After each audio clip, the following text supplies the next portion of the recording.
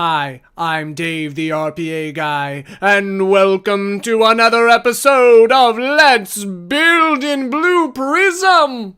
Here in part 9 of Monitor of Value, we are going to be running our process in control room again, but this time with the main loop in place. Now, as I mentioned at the end of the last video, we're going to run into some problems with MAPIEx, with URL matching, and then once again, document loaded. Yes, document loaded sneaks back in again. And during this video, I did a lot of troubleshooting, but what I've done is, rather than have a 20-minute video or even longer, I cut out some of those pieces and then did some explanations about them after I did the testing. And then in some cases, I sped up the video so that you can see a bunch happened, but I don't want to have to make you wait through all of that. All right, so let's go ahead and get into it.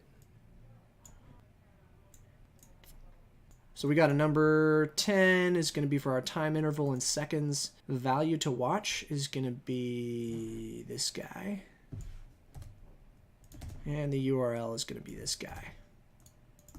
Start. So this should keep checking, and it should wait 10 seconds in between. It should not send any emails, and it also hopefully should not fail. Terminate. Okay, we can look at the log. You can see that it hasn't run into any errors. So at least in the main loop where it goes and checks, it's not running into any errors. Why is this open? Oh, right, because I had it open to begin with. That's fine. Okay, while it's running here, I'm going to edit the about page for the mission. I'm going to just change it to something else. All right, now it's updated. So this time we should get an email. Or MAPIEx will fail, whatever.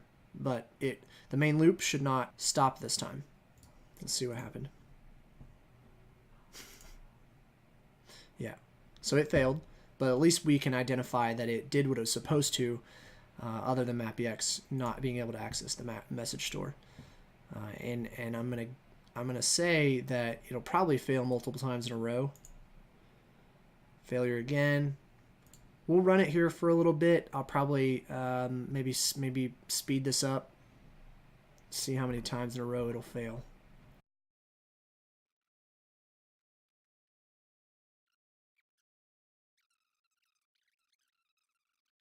We have successfully tested our goal. We just might need to switch over to POP3 SMTP.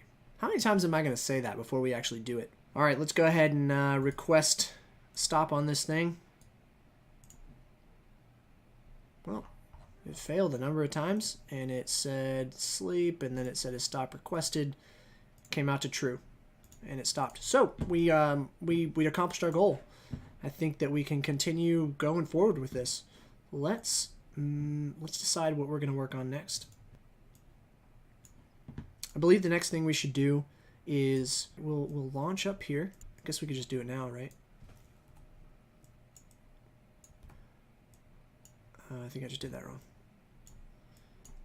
Okay. Is stop requested? No. So we're going to launch the website. We're not going to close it. We actually want the yes path to go to close. Okay. So we'll close Internet Explorer. So this is when you do other things too. Okay. That actually might do it. The problem here is, no, this is good because we're going to navigate to the About page over and over again, and we should already be on it. Now, this is obviously not going to work if something happens where Internet Explorer fails in the middle of this, but we're not trying to account for any of that kind of stuff just yet.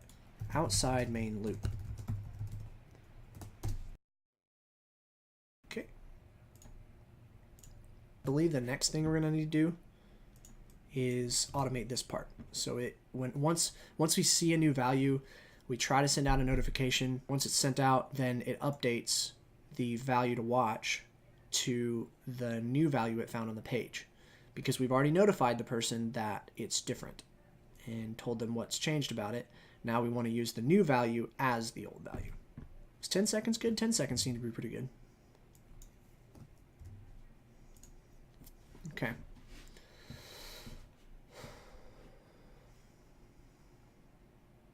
I want to see if we can tell when it navigates.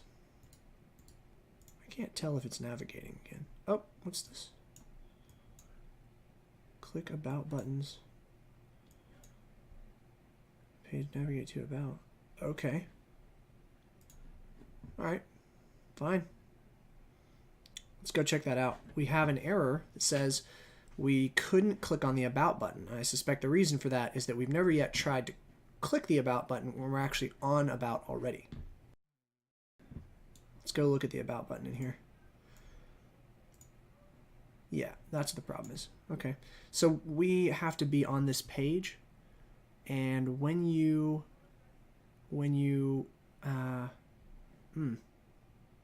go there initially, this does work. What I suspect we can do here is probably just change this to wildcard. That might be the easiest way to solve it. Yeah, we'll do that for now. Okay, wildcard. Okay, so a quick change that I made in the object for Facebook.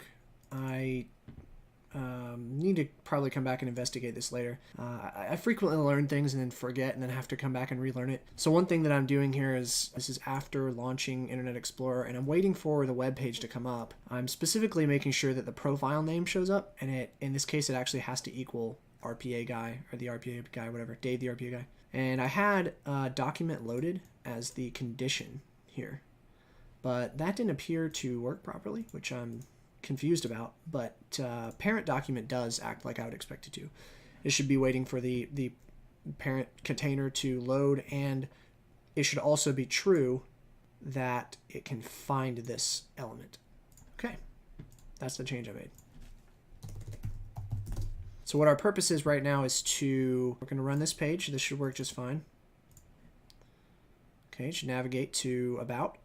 But now, when we'll step through it this time. When we try to navigate, it can find the about button just fine there. But then when it tried to click on it, it can't find it. So we have to investigate this. No elements match the supplied query terms. All right, fine. Let's go into Application Modeler. Now that we've gotten into the same situation, this is why Blue Prism is so nice with Application Modeler. You go in and you reproduce the issue, because this is a very common problem you're going to run into, is you can't match the query terms, or too many elements on the page match the query terms, and you need just one. First thing I'm going to do is remove these, because I don't remember why I left them there. We don't need parent URL. What was this profile name? Right. There's not going to be a lot that we can narrow down by. The value is Dave the RPA guy, and here's where it is. All right, it finds it just fine. All right, let's go into about. I was looking at the wrong thing before. Okay, highlight. Oh, no elements match the supplied query terms. Okay, this is a wild card. It's clearly just in a different place in the DOM, in the document object model. For some reason, this button, it's different when it's there compared to there, which seems odd. We're going to figure out the difference between them by going into Application Modeler. It will work here. Okay. But when let's see if it works here. Nope. Do any of them? Nope. Nope. Is it the let's just unhook this. Oh,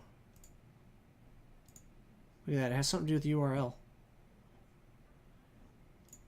Okay, well, whatever. That is weird though.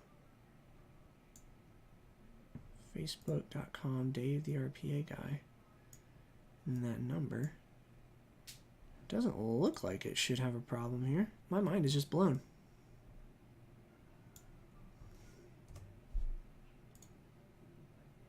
Finds it now. Okay, so there was something different there. All right, whatever. That's fine. Now, what we have learned now is another lesson, and that is apparently there was a difference between the URL attribute when we're clicked here in Home compared to About. I looked at it, and my eyes at least didn't see a difference, but there apparently was a difference, because when I changed it to https://www.facebook.com/ star with wildcard as the match type. It works while we're on the about page or while we're on the home page. Go figure. I'm confident at this point that we can continue. Just want to verify we have parent document loaded. All right, let's save about button. Control room, we're going to drop it in here.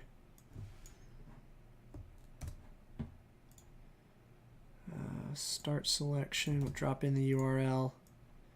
We'll put in our value to watch. 5 seconds on the clock. Go for it. Okay.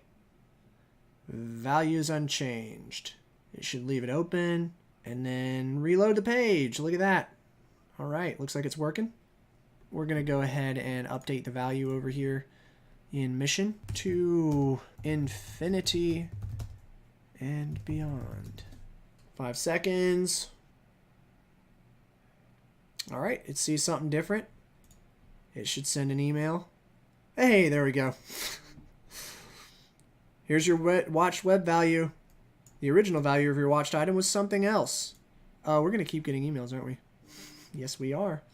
Yes, we are, because that's what we told the bot to do. Request stop. But we didn't get anything. Oh, I see. It just sent me the same email again, and so Gmail is interpreting it wrong. Okay, let's just delete the emails we have so we're not confused by that conversation. And it did what it was supposed to. I think that's successful. Do you think it's successful? Please tell me in the comments if that's successful. In part 9 of our Monitor a Value series, we ran in control room and dealt with a number of issues, worked through them, did some troubleshooting, and updated our object and process accordingly. In our next video, in part 10, which is the last of the effectively sort of, if you want to call it the iteration 1 of this series, we only have one more thing to do, which is add in some logic to reset the values that we're working with. And we'll get into that next time. It's time for another tip of the day with Dave the RPA guy. Today we're helping a random citizen understand this decision stage. Ticket not completed? Yes! Do more with the ticket. Ticket not completed? No. More. What? Don't put not in your decision stage questions. Do it like this. Ticket completed. Yes. Move to the next ticket. Ticket not, or ticket complete. Oh, see, I did it too. Ticket completed? No. This is so much simpler. Thanks, Dave the RPA guy. You're welcome, random citizen.